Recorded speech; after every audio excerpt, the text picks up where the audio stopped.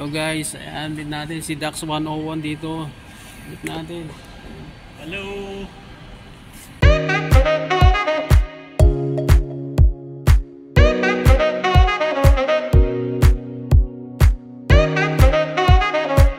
Hey, what's up guys? Ayan, dito ako ngayon sa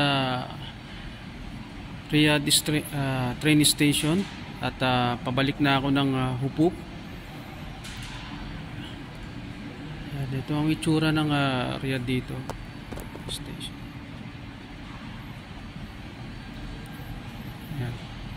At naghihintay ako ng aking schedule para mamaya at yun nga, ayan, natapos na rin ako dito sa Riyadh at well done at completed na at balik na naman tayo sa Hupuk, sa ating work at awa ng Diyos at natapos din to at siyempre yung gastos, diba? Pero okay naman at yung ating adventure masaya naman. Ayan.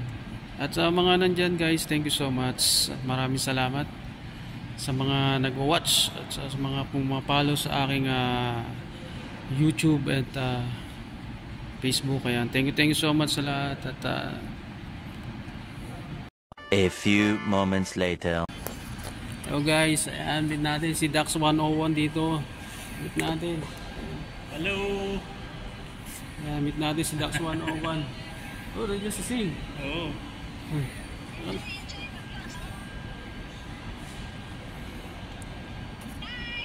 Anong ginagawa mo dyan?